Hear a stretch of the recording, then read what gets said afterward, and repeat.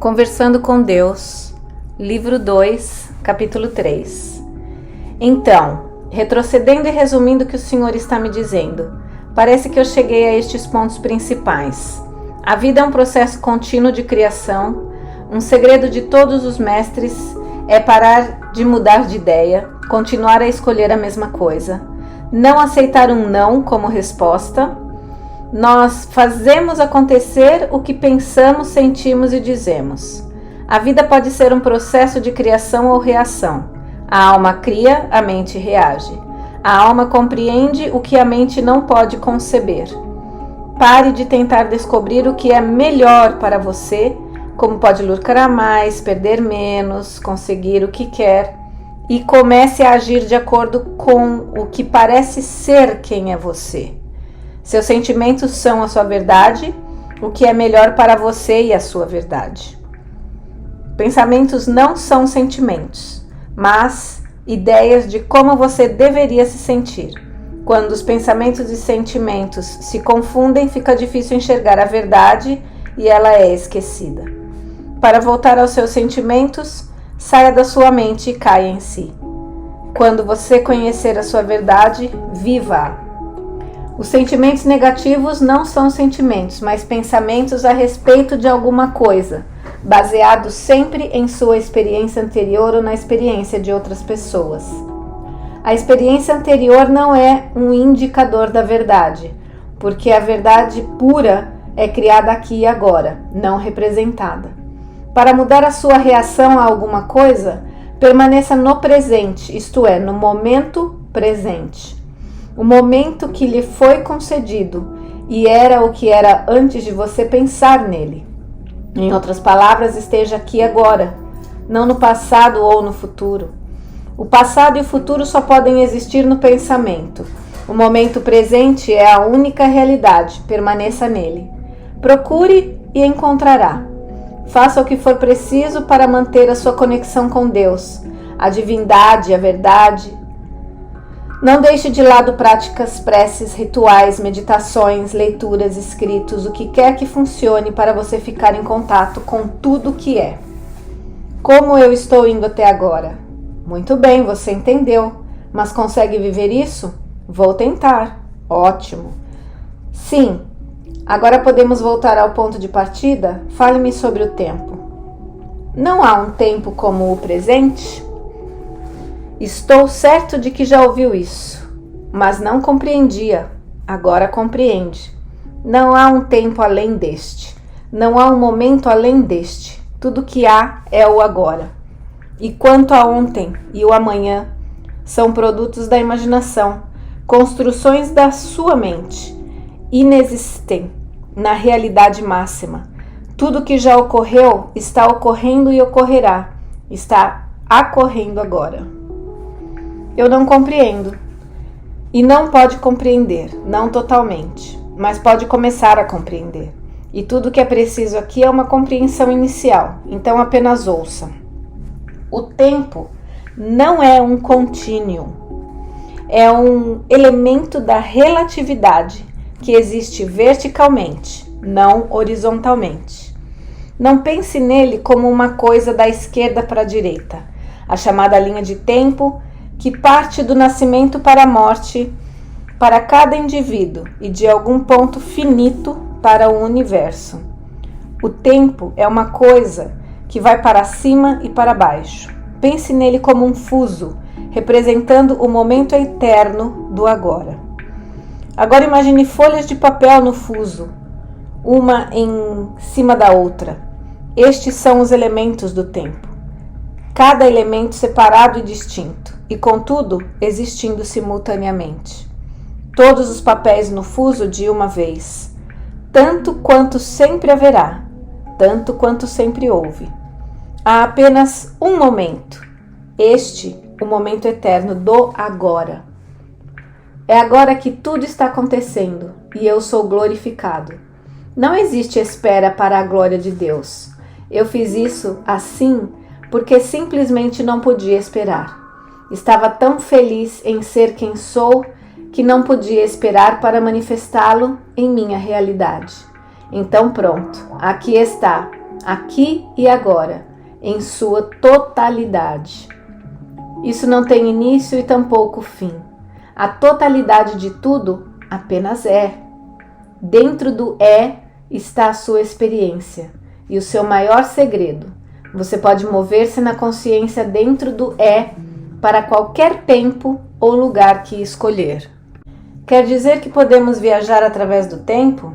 Sim, e muitos de vocês viajaram, na verdade todos vocês viajaram, e viajam rotineiramente, em geral no que chamam de seu estado de sonho. A maioria de vocês não tem consciência disso, não pode conservá-la, mas a energia gruda em você como cola, e às vezes há resíduo suficiente para outras pessoas, sensíveis a essa energia, dizerem coisas sobre seu passado ou futuro.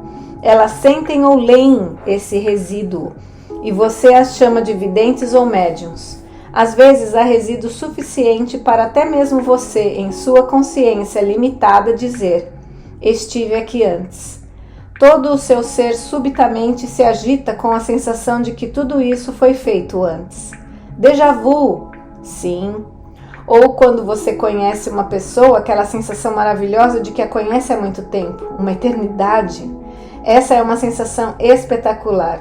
E esse é um sentimento verdadeiro. Você conhece essa alma há uma eternidade. A eternidade é uma coisa do momento atual.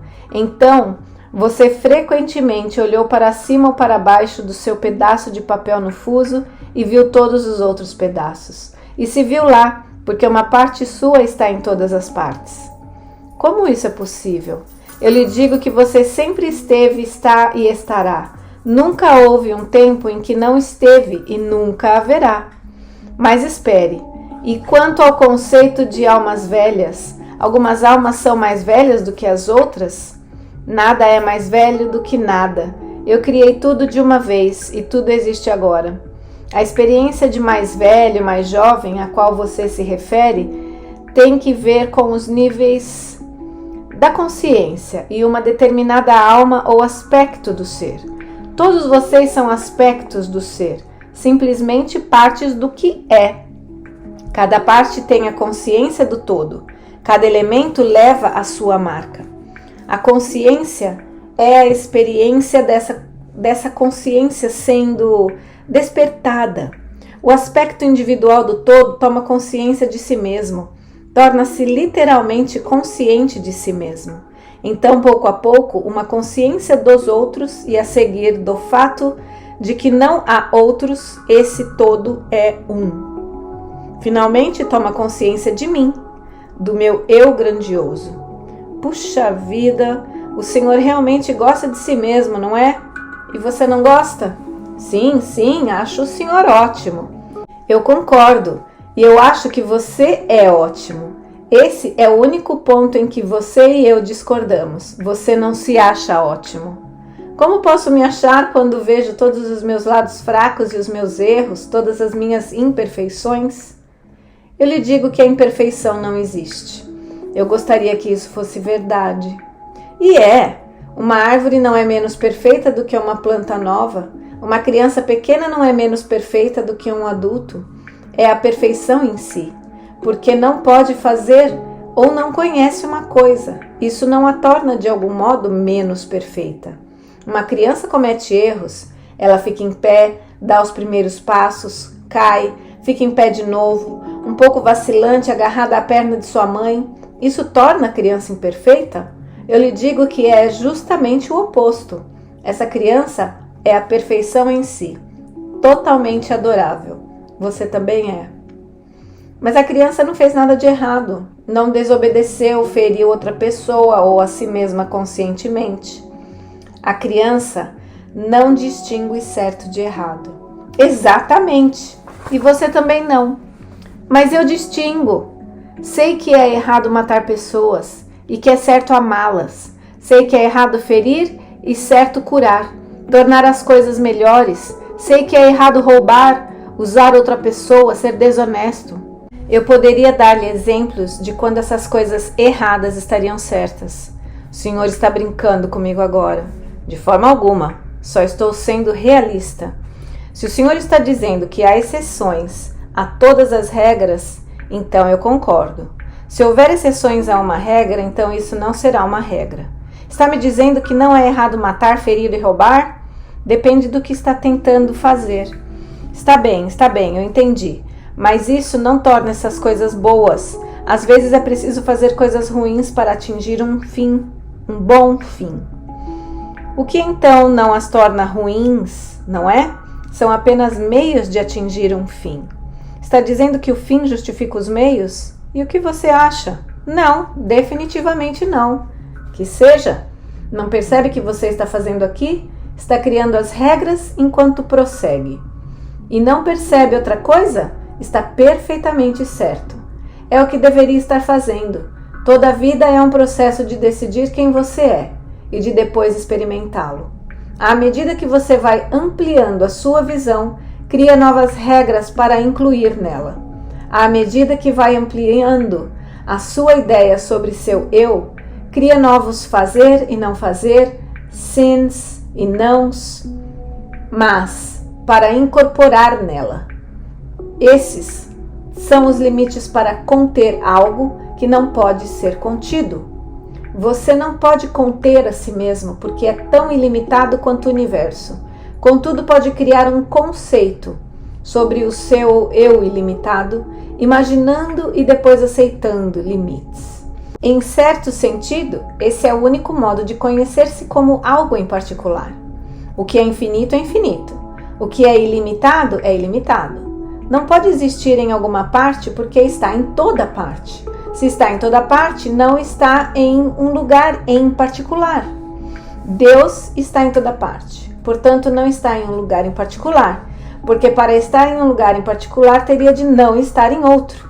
O que não é possível para ele. Há apenas uma coisa que não é possível para Deus: não ser Deus. Ele não pode não ser. Tampouco pode não ser como ele mesmo. Não pode perder a sua qualidade divina. Eu estou em toda parte, e isso é tudo. E como estou em toda parte, não estou em lugar em particular. E se não estou, onde estou? Aqui, agora. Eu adorei isso. O Senhor disse a mesma coisa no primeiro livro, mas eu adorei ouvir. Então continue. Você é muito gentil e entende isso melhor agora? Percebe como criou suas ideias de certo e errado apenas para definir quem você é? Percebe que sem essas definições, esses limites, você não é coisa alguma? E percebe que, como eu, fica mudando os limites quando muda suas ideias de quem é você? Ou de quem você é? Bem, eu entendo o que o Senhor está dizendo, mas não parece que mudei muito os limites. Meus próprios limites pessoais, para mim sempre foi errado matar, roubar e ferir outra pessoa. Os conceitos mais amplos, pelos quais nos governamos, existem desde o início dos tempos, e a maioria dos seres humanos os aprova. Então, por que vocês têm guerras? Porque sempre há alguns que descumprem as regras. Há uma maçã podre em todo cesto. O que eu vou lhe dizer agora, e nas passagens que seguem, pode ser muito difícil de ser compreendido e aceito por algumas pessoas. Irá contra muito do que é considerado verdade em seu sistema de pensamento atual. Contudo, não posso deixá-lo continuar a ter essas ideias, se for para este diálogo lhe ser útil. Então devemos agora, neste segundo livro, examinar alguns desses conceitos imediatamente, mas isso será um pouco assustador. Está pronto? Acho que sim. Obrigado pelo aviso. O que o Senhor vai me dizer que é tão dramático ou difícil de compreender ou aceitar? Eu lhe direi que não há maçãs podres. Só há pessoas que discordam do seu ponto de vista a respeito das coisas, que constroem um modelo diferente do mundo. Eu lhe direi que não existem pessoas que fazem coisas inadequadas, dados aos seus modelos do mundo. Mas então, os modelos delas estão totalmente confusos. Eu sei o que é certo e errado, e o fato de outras pessoas não saberem não me torna maluco. Elas é que são malucas. Eu lamento dizer que é exatamente essa atitude que dá início às guerras. Eu sei, fiz isso de propósito, estava apenas repetindo o que ouvi muitas pessoas dizerem. Mas como responder às pessoas assim, O que poderia dizer? Você poderia dizer-lhes que as ideias das pessoas de certo e errado mudam, e têm mudado, repetidamente de cultura para cultura, época para época, religião para religião, lugar para lugar, até mesmo de família para família e de pessoa para pessoa. Poderia salientar que o que muitas pessoas consideravam certo em uma época, como por exemplo queimar pessoas na fogueira pelo que era considerado bruxaria, é considerado errado hoje. Poderia dizer-lhes que uma definição de certo e errado é uma definição estabelecida não só pela época, como também pela simples geografia. Poderia fazer notar que algumas atividades em seu planeta, como por exemplo a prostituição, são ilegais em um lugar e legais em outro, a apenas alguns quilômetros dali. E, portanto, se uma pessoa é julgada como tendo feito algo errado, não é uma questão do que ela realmente fez, mas de onde fez. Agora eu vou repetir algo que disse no livro 1 e que sei que foi muito, muito difícil para alguns compreender. Hitler foi para o céu. Eu não estou certo de que as pessoas estão prontas para isso. O objetivo deste livro e de todos os livros na trilogia que estamos criando é criar a qualidade de estar pronto para um novo modelo, uma nova compreensão, uma visão mais ampla e uma ideia mais nobre. Bem, vou ter de fazer aqui as perguntas que sei que muitas pessoas estão querendo fazer. Como um homem como Hitler poderia ter ido para o céu? Todas as religiões do mundo, eu diria que todas, o declaram condenado diretamente ao inferno. Em primeiro lugar, ele não poderia ter ido para o inferno porque o inferno não existe. Portanto, só resta um lugar para o qual poderia ter ido. Mas essa não é a questão. A verdadeira questão é se os atos de Hitler foram errados. Contudo, eu disse repetidamente que não há certo ou errado no universo. Uma coisa não é intrinsecamente certa ou errada, simplesmente é. A sua ideia de que Hitler foi um monstro se baseia no fato de que ele ordenou a morte de milhões de pessoas, correto? Obviamente, sim. E se eu lhe dissesse que o que chama de morte é a melhor coisa que poderia acontecer a alguém? Eu acharia difícil de aceitar isso. Você acha que a vida na Terra é melhor do que a vida no céu? Eu lhe digo que no momento da sua morte você sentirá a maior liberdade, a maior paz, a maior alegria e o maior amor que já sentiu. Portanto, deveríamos punir a raposa por atirar o coelho no canteiro?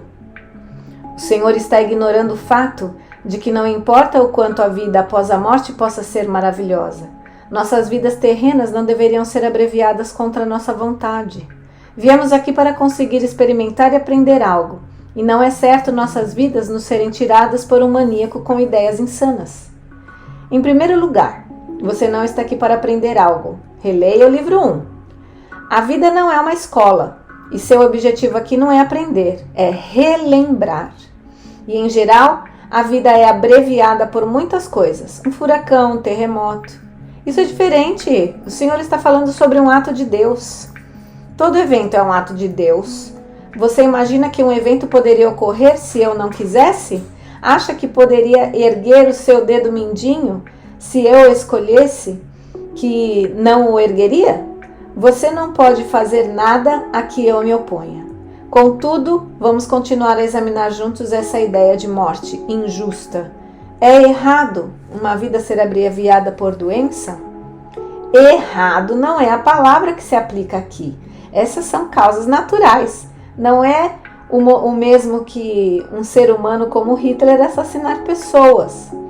E quanto a um acidente? Um estúpido acidente.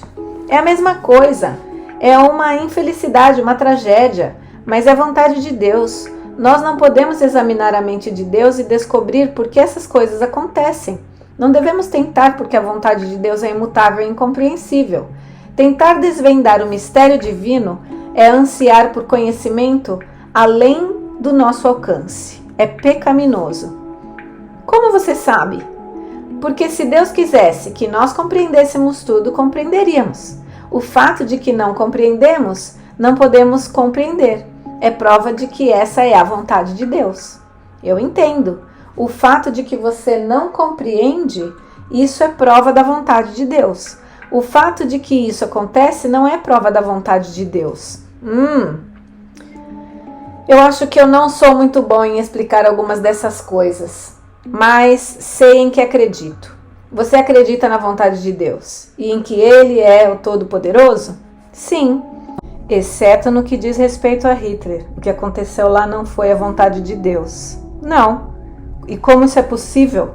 Hitler contrariou a vontade de Deus. Como você acha que ele poderia contrariá-la se a minha vontade é toda poderosa? O Senhor lhe permitiu contrariá-la. E se ele permitir contrariá-la, então essa foi a minha vontade. Parecia ser assim, mas que motivo o Senhor teria? Não, foi a sua vontade ele ter livre-arbítrio. Foi a vontade dele fazer o que fez. Você está chegando perto no que diz respeito a isso. Muito perto. É claro que está certo, foi a minha vontade que Hitler tivesse livre-arbítrio e que todos vocês o tivessem, mas não é a minha vontade que sejam eternamente punidos se não fizerem a escolha que eu quero que façam. Se esse fosse o caso, o quão livre eu teria tornado o seu arbítrio?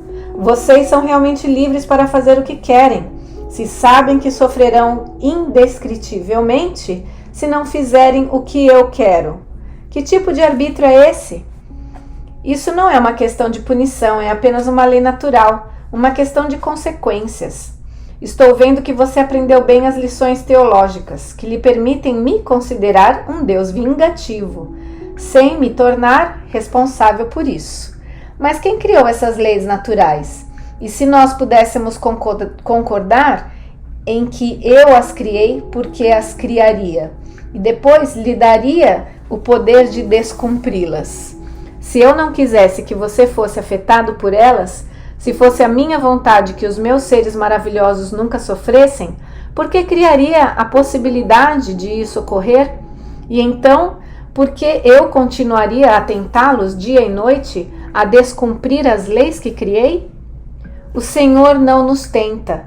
Quem nos tenta é o demônio. Lá vem você outra vez, eximindo-me de responsabilidades. Não percebe que o único modo de poder explicar a sua teologia é me considerar sem poderes? Que o único modo de as suas explicações fazerem sentido é as minhas não fazerem? Você realmente se sente bem com a ideia de um Deus que cria um ser cujos atos não pode controlar? Eu não disse que o Senhor não pode controlar o demônio. Pode controlar tudo. É Deus, apenas escolhe não controlar. Permite que o demônio nos tente. Procure conquistar as nossas almas. Mas por quê? Por que eu faria isso se desejo que vocês retornem para mim? Porque o Senhor quer que retornemos para o Senhor por vontade própria, não porque não há outra escolha. Criou o céu e o inferno para poder haver uma escolha. Então poderíamos agir de acordo com a nossa vontade, não simplesmente seguir um caminho porque não há outro. Posso ver como você chegou a essa conclusão. Foi assim que eu apresentei isso em seu mundo, e então acha que é como deve ser no meu. Em sua realidade, o bem não pode existir sem o mal. Então você acredita que deve ser o mesmo na minha.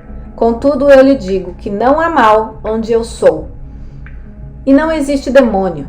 Existe apenas a totalidade de tudo, a unicidade e a consciência, a experiência disso. Minha esfera é a esfera do absoluto, na qual uma coisa não existe em relação à outra, mas independente de tudo. O meu lugar é o lugar onde tudo que existe é amor. E nada que pensamos, dizemos ou fazemos na Terra tem consequências? Ah, sim. Olha ao seu redor. Eu quero dizer, após a morte. Não existe morte. A vida continua eternamente. A vida é. Você simplesmente muda de forma. Está bem, que seja, depois que mudamos de forma. Depois que vocês mudam de forma, as consequências deixam de existir. Existe apenas conhecimento. As consequências são um elemento da relatividade. Não têm lugar no absoluto porque dependem do tempo linear e de eventos contínuos. Inexistem na esfera do absoluto. Nessa esfera só há paz, alegria e amor. Nela você finalmente tomará conhecimento das boas notícias de que o seu demônio não existe, de que você é quem sempre pensou que era. Bondade e amor.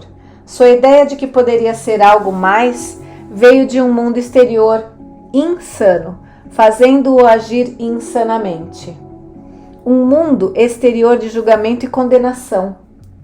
Outras pessoas o julgam e a partir de seus julgamentos, você julgou a si mesmo. Agora você quer que Deus o julgue. Eu não o julgarei. E como você não consegue compreender um Deus que não age como os seres humanos agiriam, sente-se perdido. Sua teologia é sua tentativa de reencontrar-se. O Senhor diz que as nossas teologias são insanas. Mas como pode uma teologia funcionar sem um sistema de recompensa e punição? Tudo depende do que você considera o objetivo da vida e, portanto, da base da teologia. Se você acha que a vida existe como um teste, um período para pôr à prova as suas qualidades, verificar se você é digno, suas teologias começam a fazer sentido. Se você acha que a vida existe como uma oportunidade, um processo através da qual você descobre, relembra, que é digno e sempre foi, suas teologias parecem insanas. Se você acha que Deus é egocêntrico, exige atenção, adoração, gratidão e afeição e o matará para consegui-lo, suas teologias começam a ser compreensíveis. Se você acha que Deus existe sem ego ou necessidades, mas é a fonte de todas as coisas, o centro de toda sabedoria e amor, suas teologias se desmoronam.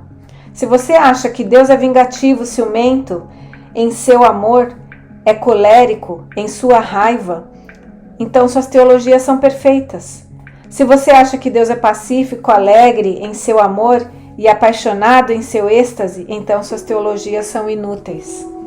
Eu lhe digo que o objetivo da vida não é agradar a Deus, é saber recriar quem você é. Ao fazer isso, você realmente agrada a Deus e também glorifica a ela. Por que diz ela? O Senhor é feminino? Eu não sou ele ou ela. Ocasionalmente uso o pronome feminino para tirá-lo do seu pensamento paroquial. Se você achar que Deus é uma coisa, então achará que é outra, e isso seria um grande erro. Hitler foi para o céu por esses motivos. Não existe inferno, portanto não há outro lugar para ele ir. Seus atos foram o que você chamaria de erros, os atos de um ser não evoluído. E os erros não são puníveis com condenação, mas corrigíveis com uma chance de evolução. Os erros de Hitler, que ele cometeu, não prejudicaram aqueles cujas mortes ele causou. Essas almas foram libertas do seu cativeiro terreno, como borboletas que saem de um casulo. As pessoas que foram deixadas para trás lamentam suas mortes, apenas porque não sabem da alegria que essas almas tiveram. Quem já experimentou a morte, nunca lamenta a morte de outra pessoa. Sua afirmação de que suas mortes foram prematuras e, portanto, de algum modo erradas, sugere que algo poderia acontecer no universo quando não deveria. Contudo, dado quem e o que eu sou, isso é impossível. Tudo que ocorre no universo ocorre perfeitamente. Deus não cometeu um só erro em um espaço de tempo muito longo.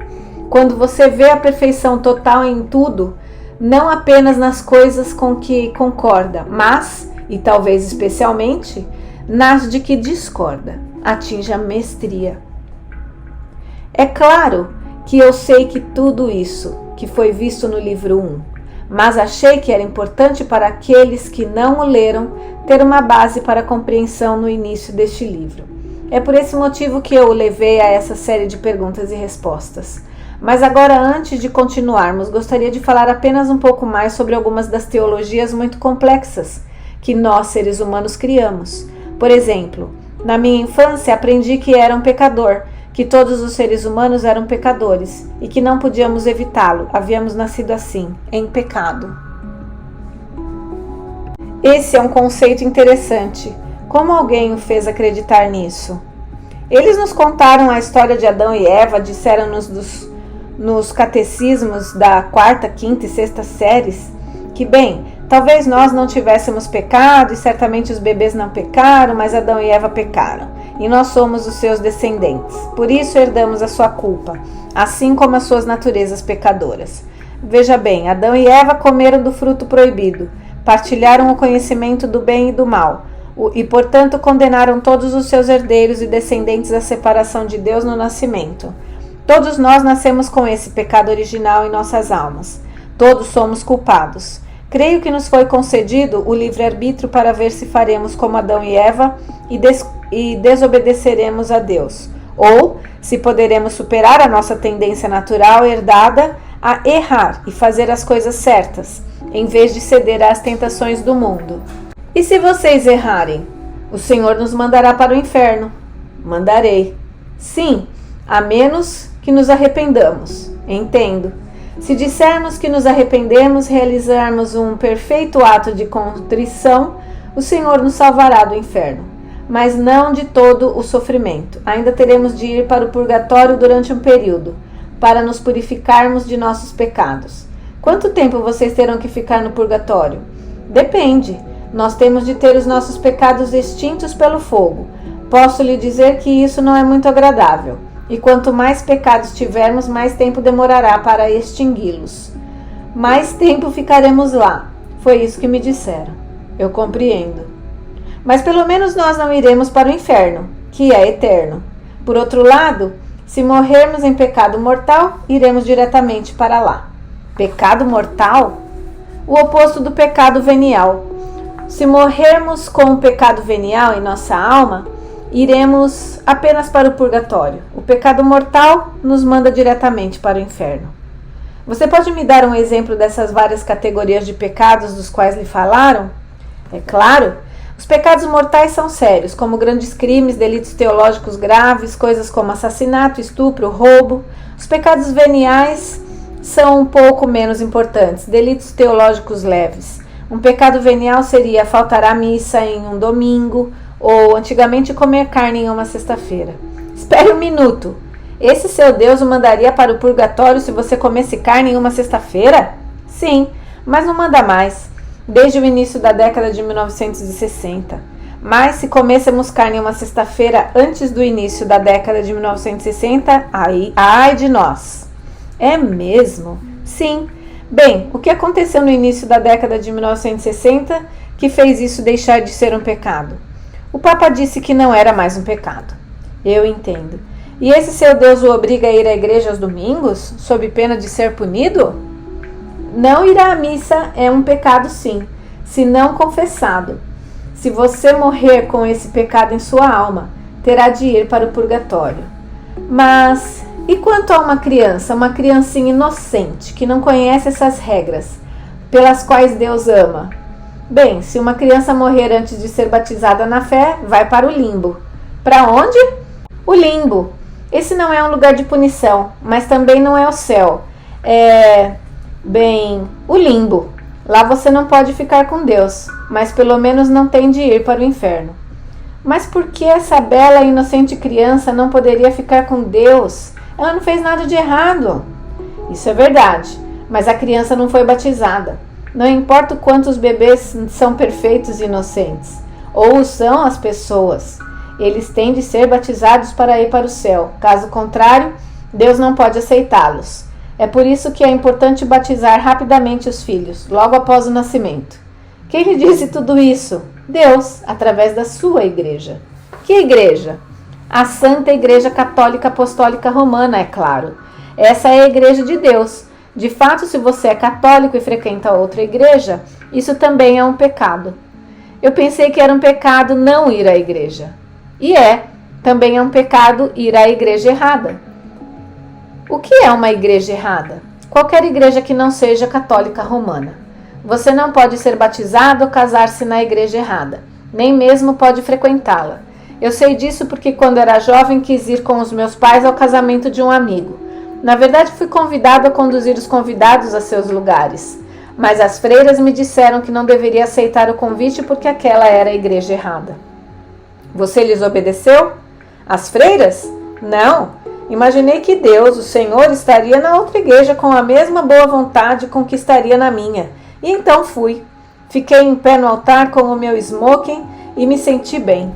Ótimo. Bem, agora vamos ver. Temos o céu, o inferno, o purgatório, o limbo, o pecado mortal e o venial. Falta alguma coisa? Bem, há a confirmação, a comunhão, a confissão, o exorcismo e a extrema-unção. Já chega! Os santos padroeiros e os dias santos de obrigação. Todos os dias são santos, todos os minutos são sagrados, este é um instante sagrado. Bem, sim, mas alguns dias são realmente santos, os dias santos de obrigação, e nesses dias também temos de ir à igreja. Aqui vamos nós com o temos novamente. E o que acontece se vocês não forem? É um pecado. Então vocês vão para o inferno. Bem, você vai para o purgatório se morrer com esse pecado em sua alma. Por isso é bom confessar-se. Na verdade, o mais frequentemente possível. Algumas pessoas se confessam todas as semanas, outras até todos os dias. Assim podem purificar-se, manter-se puras para o caso de morrerem. Puxa vida, você fala sobre viver com um medo constante. Sim, veja bem, esse é o objetivo da religião, incutir em nós o temor a Deus. Então faremos as coisas direito e resistiremos às tentações. Mas e se você cometer um pecado entre as confissões e depois morrer em um acidente ou de alguma outra forma? Não tem problema, é só não entrar em pânico e fazer um perfeito ato de contrição. Ah, meu Deus, lamento sinceramente ter ofendido a vós. Está bem, chega. Mas espere, essa é apenas uma das religiões do mundo. O Senhor não quer examinar algumas das outras? Não, já pintei o quadro. Bem, espero que as pessoas não achem que estou simplesmente ridicularizando as suas crenças.